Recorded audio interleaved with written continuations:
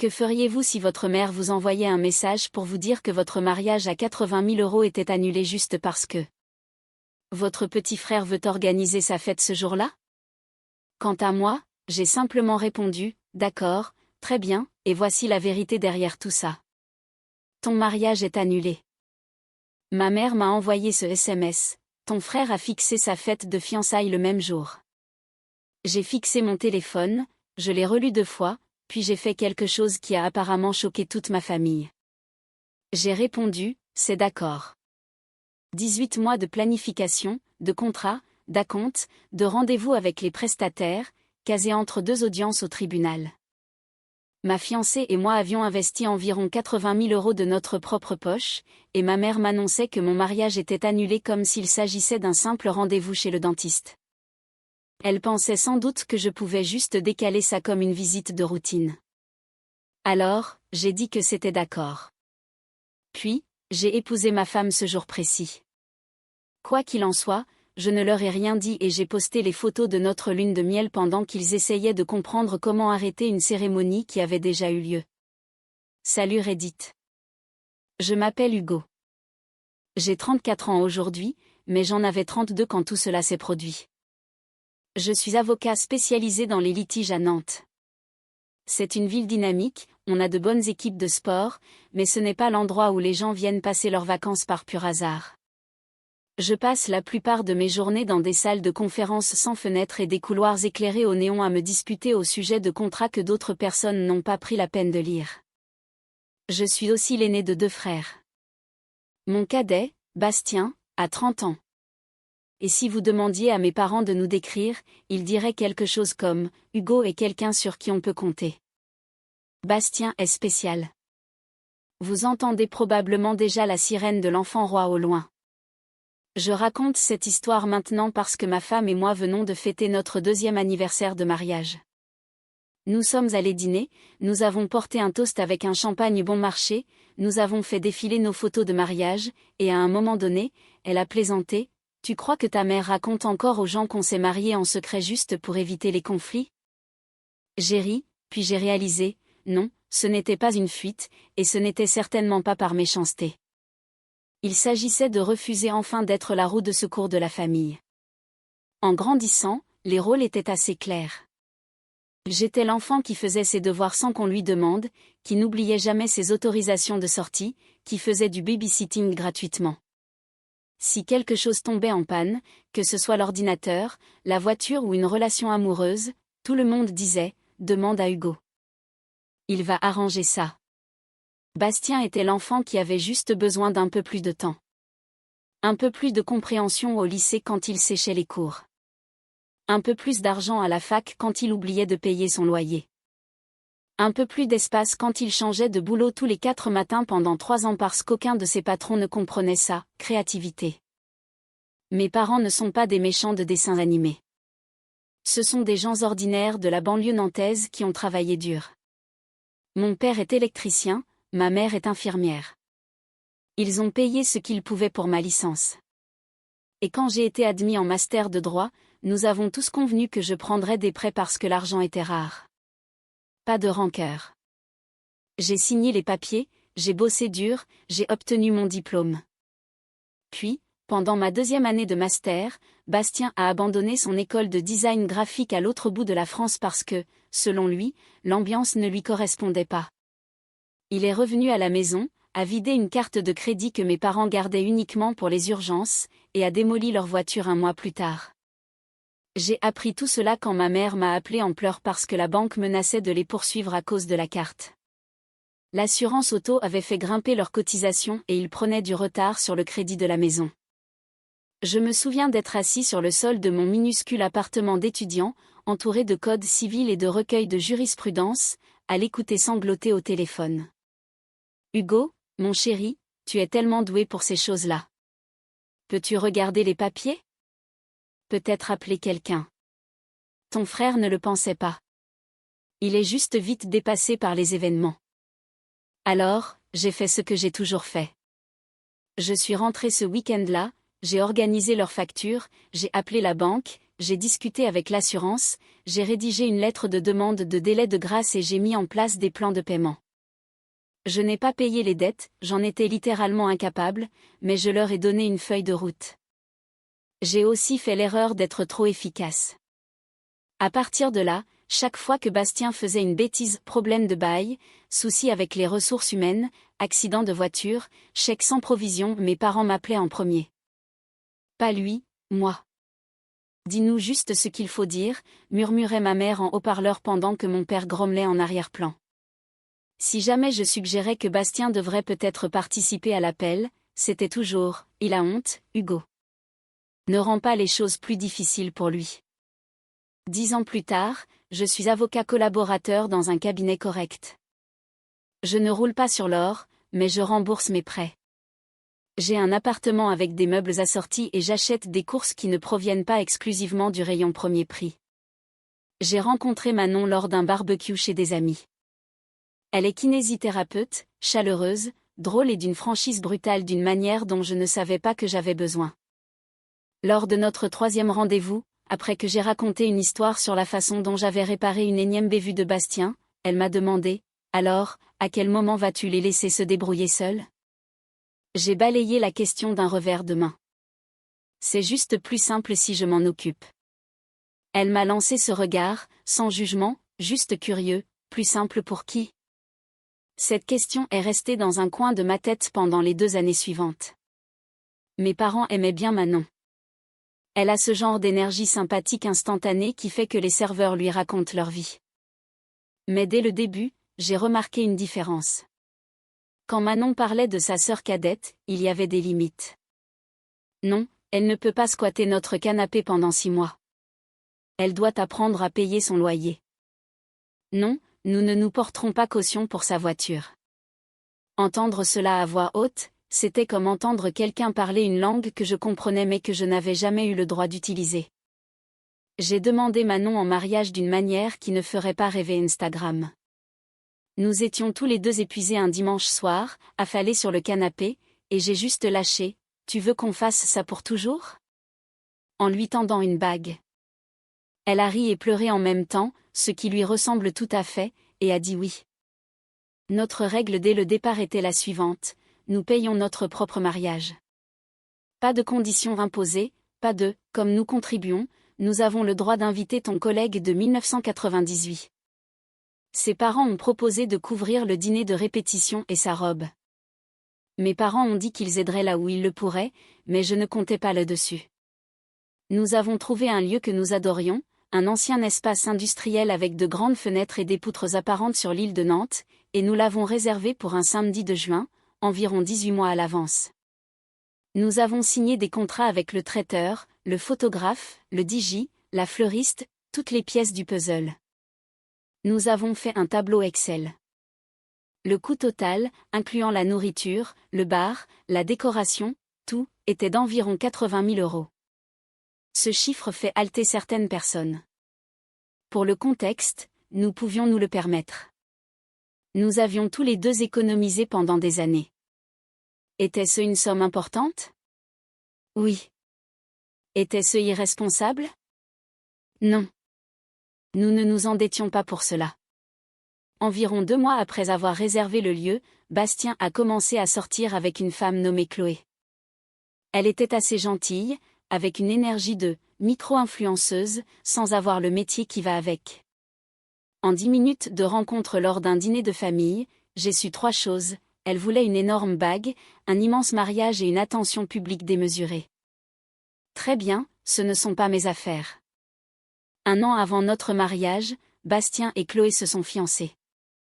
Elle a posté une vidéo de lui faisant sa demande avec des feux de Bengale et la légende, il a enfin officialisé les choses. Les commentaires étaient remplis de « enfin ». Même s'ils ne sortaient ensemble que depuis 6 mois. Mes parents étaient aux anges. Nous sommes si heureux que nos 2 garçons se posent enfin, a dit ma mère en s'essuyant les yeux. Il faudra qu'on s'organise pour pouvoir fêter ça dignement pour vous deux. J'ai souri. Nous avons déjà réservé pour le 12 juin prochain. Elle a cligné des yeux. Ah, oui. C'est vrai, tu l'avais dit. Il y a des petits moments sur lesquels on revient et on réalise qu'ils étaient des signaux d'alarme. C'en était un. Dans les mois qui ont suivi, tout ce qui concernait le mariage s'est transformé en un spectacle centré sur Bastien et Chloé. Ma mère m'appelait soi-disant pour s'informer de nos préparatifs, et en 5 minutes, elle parlait des tableaux Pinterest de Chloé. Ils pensent peut-être à un mariage à l'étranger, ou quelque chose de vraiment unique. Ils ne veulent pas que ça ait l'air petit. Manon, qui cuisinait à côté de moi, a haussé un sourcil. Je l'ai mise en haut-parleur. Petit par rapport à quoi? A demandé Manon d'un ton sec. Ma mère a fait marche arrière. Oh, non. Je ne parlais pas de votre mariage. Juste en général. Puis vint la première requête. Ma mère m'a appelé un après-midi alors que j'étais entre 2 dépositions. Alors, mon chéri, ton frère pensait que peut-être tu pourrais décaler un peu votre date, juste pour laisser à tout le monde un peu d'air. On a déjà tout réservé, ai-je répondu. Les contrats sont signés.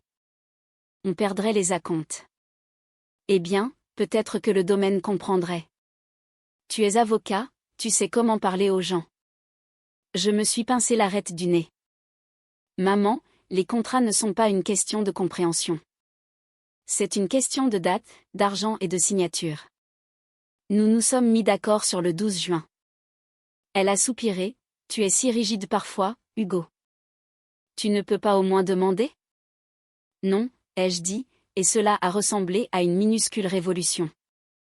Non, je ne vais pas demander au lieu et aux prestataires de réorganiser une date que nous avons choisie il y a plus d'1 an parce que Bastien vient de se fiancer.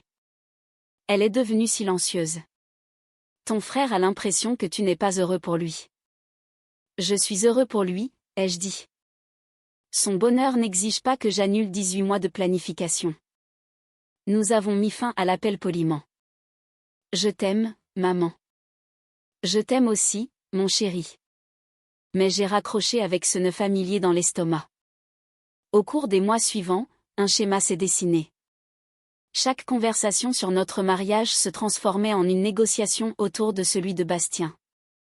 Pourriez-vous ne pas faire de service à l'assiette? Ils ne veulent pas que le leur paraisse moins cher. Gardez peut-être une liste d'invités raisonnable pour que les gens ne se sentent pas obligés d'assister aux deux. Seriez-vous contrarié si nous choisissions la même palette de couleurs? Chloé adore le bleu poudré.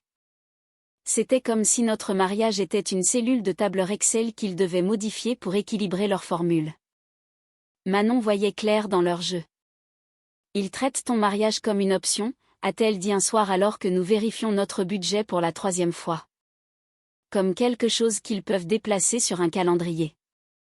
C'est rien, ai-je dit automatiquement. Ils sont juste excités. Elle a posé sa main sur la mienne. Je t'aime, mais s'il te plaît, écoute-toi. Tu dis toujours que c'est rien quand quelque chose ne va pas du tout. Cela monte lentement, comme une cocotte minute. Un commentaire par-ci, une culpabilisation par-là. Les allusions pas si subtiles de ma mère disant qu'en tant qu'aînée, je devais être flexible et montrer l'exemple. Apparemment, être le frère aîné signifiait que ma vie d'adulte restait indéfiniment modifiable selon les caprices de mon frère cadet. La goutte d'eau a fait déborder le vase un mardi après-midi, 3 mois avant notre mariage. J'étais dans mon bureau en train de rédiger des conclusions quand mon téléphone a vibré avec une notification du groupe familial. Normalement, je le mets en sourdine pendant les heures de travail, mais l'aperçu affichait « Mise à jour sur les mariages de la part de maman » avec 3 émojis cœur. Je l'ai ouvert. Famille, écrivait-elle, nous sommes si heureux de partager que Bastien et Chloé ont choisi la date de leur fête de fiançailles. Nous avons décidé de la faire le 12 juin pour que tout le monde puisse être ensemble et qu'on n'ait pas à faire voyager les gens 2 fois.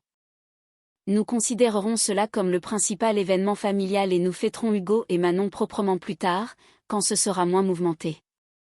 J'ai fixé l'écran. Puis un autre message est arrivé, cette fois directement pour moi, dans un fil séparé. Ton mariage est annulé. Ton frère a programmé ses fiançailles le même jour. Ça n'a aucun sens de diviser la famille. Nous t'aiderons à trouver un meilleur moment. Je t'aime. Annulé. Comme un rendez-vous chez le dentiste. Je suis resté assis là, dans mon fauteuil pivotant, le bourdonnement de la climatisation du bâtiment devenant soudainement très fort, et je me suis demandé si j'avais mal lu. J'ai fait défiler le groupe de discussion, relisant des mois de messages où j'avais mentionné notre date, partagé des photos du lieu, des invitations, des essayages. Tout était là. J'ai répondu à ma mère, clarifie annulé. Tu veux dire que papa et toi ne viendraient pas le 12 juin? Quelques points de suspension sont apparus, ont disparu, puis sont réapparus. Hugo, mon chéri, on ne peut pas demander aux gens de choisir entre vous deux. C'est égoïste. L'événement de Bastien et Chloé sera probablement plus grandiose et c'est plus facile logistiquement de centrer tout le monde autour de ça. Manon et toi êtes plus discrets. Tu comprendras. On organisera quelque chose d'intime pour vous plus tard, peut-être à l'automne quand les choses seront plus calmes. C'était encore là. Tu comprendras. Le fils fiable, le flexible, celui qui réorganiserait sa vie pour que le fils préféré n'ait pas à le faire. Quelque chose à cliquer, comme un verrou qui s'enclenche. J'ai pensé à chaque fois que j'avais épongé leur chaos financier pendant qu'ils protégeaient Bastien de la moindre discussion avec un créancier. Tu es si mûr, qu'on me lançait comme un lot de consolation au lieu d'un véritable soutien. Chaque fois que mes besoins étaient décrits comme moins urgents parce que j'étais fort. J'ai pensé à Manon, qui avait passé des heures à goûter des gâteaux, à essayer des robes et à gérer les listes d'invités en partant du principe que ma famille en avait au moins un peu quelque chose à foutre. J'ai pensé aux contrats qui se trouvaient dans un dossier dans mon bureau, aux acomptes non remboursables, aux clauses d'annulation que j'avais réellement lues. Le fait que nulle part ces documents ne disaient, sous réserve du calendrier social du petit frère. J'ai tapé une seule phrase en retour, c'est d'accord. Ma mère a répondu presque instantanément, je savais que tu comprendrais. Tu es un si bon grand frère. On reparlera bientôt des nouvelles dates. J'ai posé mon téléphone face contre terre, je me suis adossé à mon fauteuil et j'ai fixé le plafond. Curieusement, je n'étais pas en colère de manière explosive. C'était plutôt comme si quelqu'un venait de retirer une très vieille écharde de ma peau. Ça faisait mal, mais la douleur était nette. Ce soir-là, j'ai tout raconté à Manon. Je lui ai tendu mon téléphone et je l'ai laissé lire le fil de discussion en silence.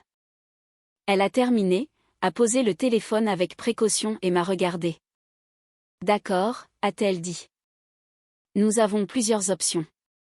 Option 1, ai-je dit à moitié en plaisantant, on annule le mariage, on s'enfuit à Las Vegas et on leur envoie une carte postale. Tentant, a-t-elle dit. Option 2, on décale et on se plie en 4 pour maintenir la paix, et tu leur en voudras pour toujours. Hors de question. Option 3, elle a marqué une pause, les yeux se plissant légèrement comme elle le fait à la salle de sport quand elle est sur le point de soulever plus lourd que ce que le coach suggère. L'option 3 est qu'on arrête d'agir comme s'ils étaient propriétaires de cette journée juste parce qu'ils partagent ton ADN. J'ai cligné des yeux. À quoi cela ressemble-t-il concrètement? Tu es l'avocat, a-t-elle dit. Que disent les contrats? Nous avons donc ouvert le dossier sur mon ordinateur portable.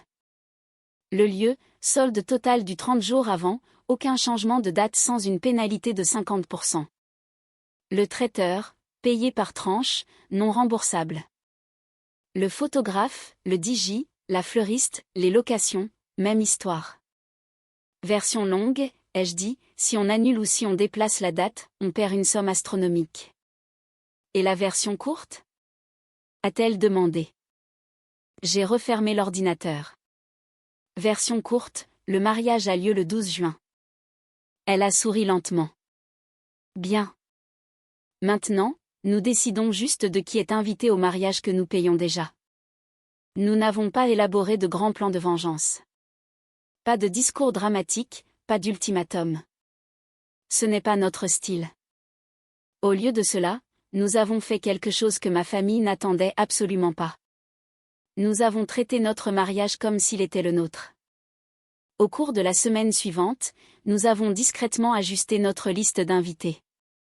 À l'origine, il y avait environ 150 personnes, dont peut-être 70 de mon côté, incluant des cousins, de la famille éloignée et diverses personnes sur lesquelles ma mère avait insisté. Nous avions déjà envoyé les faire-part de réservation, mais pas encore les invitations formelles. Nous avons réduit la liste à 85 personnes, principalement la famille de Manon, nos amis proches et quelques-uns de mes parents qui m'avaient toujours traité comme un être humain et non comme une ligne d'assistance d'urgence. Nous avons rencontré la responsable du lieu de réception, aussi calmement que je plaide une motion, j'ai expliqué qu'il pourrait y avoir quelques drames familiaux. Si quelqu'un se présente en disant que l'événement est annulé, il se trompe. Les seules personnes autorisées à prendre des décisions sont Manon et moi. La coordinatrice, une femme d'une 50aine d'années qui en avait manifestement vu d'autres, a hoché la tête lentement. Compris, a-t-elle dit. Nous avons déjà eu des situations similaires. Nous aurons des agents de sécurité à la porte avec la liste des invités. Personne n'entre dans l'espace de cérémonie sans votre approbation. J'ai envoyé un dernier SMS à mes parents, juste pour être techniquement transparent. Salut maman, juste pour que tu le saches, Manon et moi maintenons la réservation du 12 juin. Nous comprenons que vous organisiez la fête de fiançailles de Bastien ce jour-là. Votre présence nous manquera, mais nous ne changeons pas nos plans. Elle a appelé dans les 30 secondes. Hugo, qu'est-ce que tu veux dire par « vous maintenez » ? On vient de dire à tout le monde que ça n'avait pas lieu. Alors dis-leur que ça a lieu, ai-je dit. Ma voix était calme, même à ma propre surprise. Vous ne le faites pas. C'est ton choix. Ce n'est pas juste, a-t-elle dit. La famille passe avant tout. On ne peut pas diviser tout le monde comme ça. C'est égoïste. J'ai pris une inspiration. Maman, tu ne nous as pas demandé notre avis avant d'annoncer tes plans. Tu m'as dit que mon mariage était annulé sans même vérifier les contrats ou ce que cela coûterait. Tu as fait un choix. Je fais le mien. Le jour est réservé. Nous nous marions. Elle a commencé à pleurer, puis s'est mise en colère à mi-chemin. Tu fais ça pour nous punir. Pour punir Bastien. Tu sais qu'il a toujours eu du mal et que tu as toujours mieux géré les choses. Tu ne peux pas être généreux juste pour cette fois ? Maman, ai-je dit doucement, j'ai été généreux juste pour cette fois, pendant 30 ans. Silence. Je ne te demande pas d'annuler quoi que ce soit, ai-je continué. Si vous voulez faire de la fête de fiançailles l'événement familial principal, allez-y. Les gens peuvent assister à celui qu'ils veulent, ou aux deux s'ils ont vraiment envie de faire des allers-retours. Mais nous ne réorganiserons pas notre mariage autour de la fête de fiançailles de mon frère. Elle a reniflé. Alors c'est comme ça. C'est comme ça, ai-je dit. Nous serions ravis que vous soyez là, mais nous maintenons la date quoi qu'il arrive. Nous avons terminé l'appel avec cette politesse froide et brutale qui fait plus mal que les cris. Dans les semaines qui ont suivi, j'ai appris par le biais d'une tante qui n'a aucune notion de discrétion que mes parents disaient à tout le monde que nous avions reporté notre mariage, que nous étions compréhensifs vis-à-vis du chevauchement des dates, et que je n'étais peut-être pas encore tout à fait prêt. Et que c'était pour cela que j'avais accepté de donner la priorité à Bastien. Je ne les ai pas corrigés, non pas parce qu'ils avaient raison, mais parce que me battre contre un faux récit dont ils avaient besoin pour se protéger n'était plus mon travail. J'avais déjà passé trop d'années à être le vérificateur de faits de la famille. Au lieu de cela, je me suis concentrée sur Manon, sur le travail, sur la logistique. J'ai vécu ma vie. La semaine du mariage, j'ai pris mes jours de congé, inscrits dans mon calendrier comme « préparation de procès », parce que les avocats sont curieusement plus respectés lorsqu'ils sont censés être au tribunal. Manon a également pris ses jours. Nous avons tout confirmé avec chaque prestataire. Nous avons vérifié l'heure de la cérémonie 3 fois. Nous avons déposé les décorations sur le lieu. 2 jours avant, maman a envoyé un SMS. N'oublie pas que la fête de fiançailles de Bastien commence à 15h samedi. On fera les photos avant. Tout le monde est tellement excité. Je l'ai regardé, je l'ai montré à Manon, et nous avons tous les deux secoué la tête. Notre cérémonie était à 14h. Le matin de notre mariage, je me suis réveillée avant mon réveil. La chambre d'hôtel était sombre, la ville encore calme. Pendant un moment, cette vieille anxiété familière a ressurgi. Est-ce que je fais quelque chose de terrible ? Est-ce que je brise ma famille ? Puis Manon s'est retournée, les cheveux en bataille, les yeux à moitié ouverts, et à marmonner, tu penses trop fort. J'ai ri nerveusement. Un peu, ai-je admis, mais je suis aussi étrangement calme. Nous ne faisons rien de mal, Hugo. Je sais, ai-je dit. J'aimerais juste que ce ne soit pas une telle rupture. Elle a cherché ma main. Tes parents ont créé la rupture quand ils t'ont dit que ton mariage était annulé. Nous refusons simplement de disparaître. La journée elle-même fut honnêtement magnifique. Je ne vais pas vous ennuyer avec chaque détail, mais voici quelques aperçus, mon meilleur ami nouant ma cravate et disant « Mec, on dirait que tu dors vraiment parfois », Manon remontant l'allée dans une robe qui a fait pleurer la moitié de la salle, l'officiant souriant alors que nous trébuchions sur une ligne de nos vœux avant de rire ensemble, la façon dont la lumière traversait les grandes fenêtres de l'entrepôt au moment où nous nous sommes dit « oui ». Mon côté de la salle était différent de ce que j'avais imaginé autrefois. Moins de parents, plus de collègues et d'amis. Ma tante Monique, qui m'avait envoyé un SMS discret disant « Je serai là où tu me diras d'être, mon chéri ». Mon cousin qui était venu d'une autre région sans le dire à mes parents. Du côté de Manon, ses parents rayonnaient de ce bonheur sincère qu'on ne peut pas simuler. Sa sœur a fait un discours sur la façon dont j'avais un jour réparé son pneu crevé sous la pluie et refusé qu'elle me rembourse. Nous avons pris des photos. Nous avons mangé. Nous avons dansé. À un moment donné, pendant une chanson lente, Manon m'a regardé et a chuchoté « Ça va ?» J'ai réalisé que oui, ça allait vraiment bien. Vers 17h, alors que les gens étaient encore sur la piste de danse, mon téléphone a vibré sur la table à côté du gâteau. J'y ai jeté un coup d'œil. 12 appels manqués de maman et papa. Plusieurs de Bastien, une rafale d'aperçus de SMS. Je n'ai pas répondu. Nous avions organisé une voiture pour nous emmener directement de la réception à l'aéroport. Notre vol était à 20h ce soir-là. Les gens ont lancé des confettis biodégradables au moment de notre départ. Nous nous sommes glissés sur la banquette arrière, tous les deux un peu pompettes, épuisés et surexcités. Prêts pour notre voyage très spécial et surtout pas annulé ? A demandé Manon en souriant. Prêt, ai-je dit. Nous avons mis nos téléphones en mode avion en embarquant. Lune de miel, une semaine au Costa Rica, ce que nous pouvions nous offrir parce que j'avais refusé un forfait vidéaste supplémentaire et que Manon avait trouvé des vols incroyablement bon marché. Ce n'est que le lendemain matin, en prenant le petit déjeuner sur un balcon surplombant une quantité ridicule de verdure, que nous avons rallumé nos téléphones.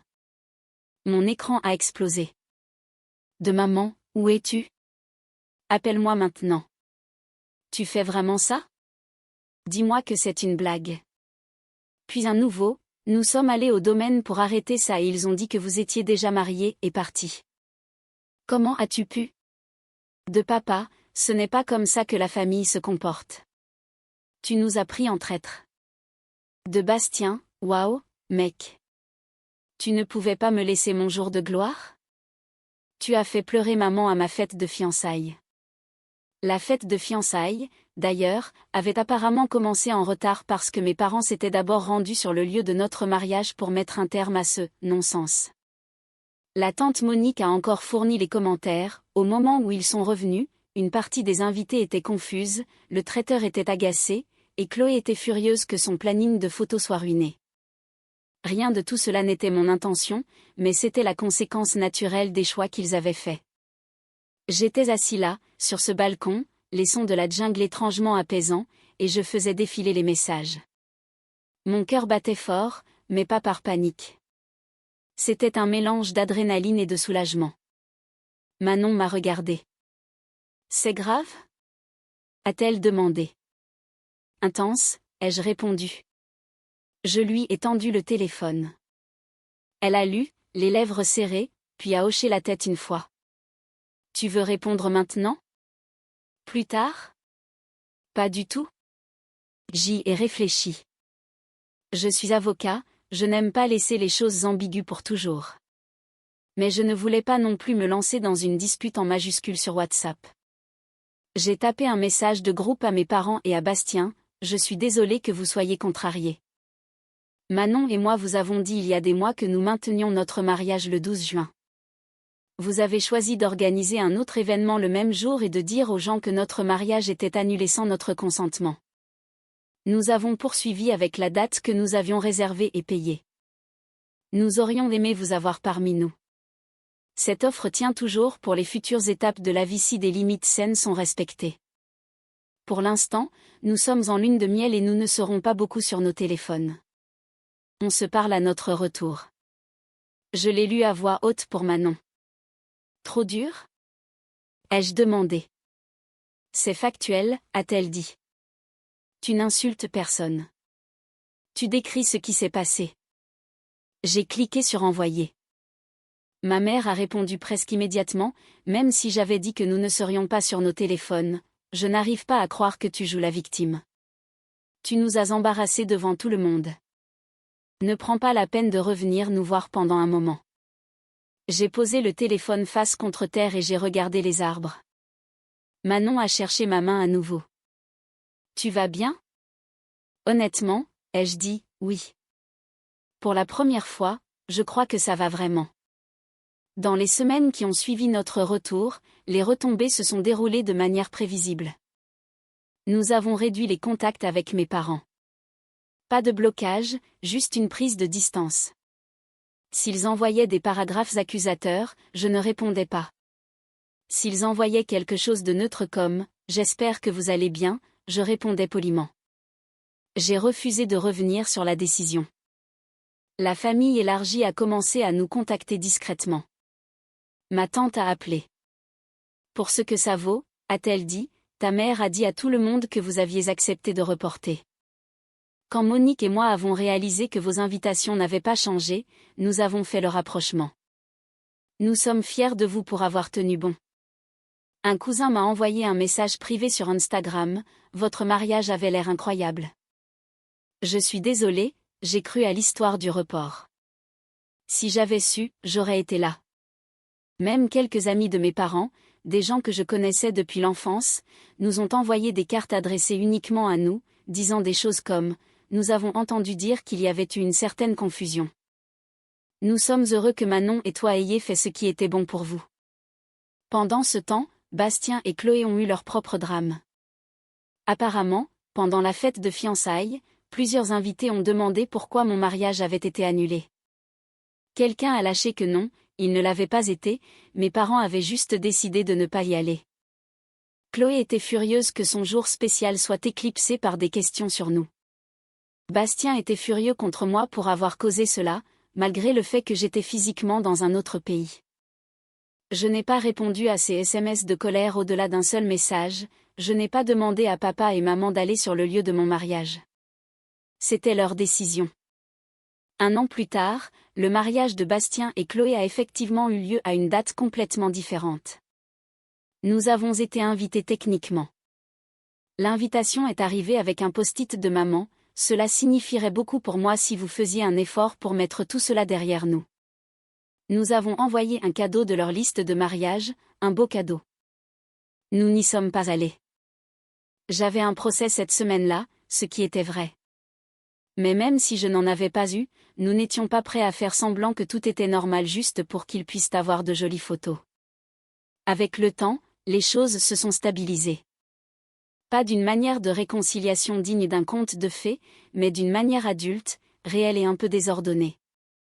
Ma relation avec mes parents est distante maintenant. Nous nous parlons quelques fois par mois, en nous limitant à des banalités sur le travail et la santé. Je ne suis plus le gestionnaire de crise de la famille. Quand Bastien a eu des problèmes de boulot et que maman m'a supplié de « juste jeter un coup d'œil à son contrat », j'ai dit non et j'ai laissé le silence s'installer.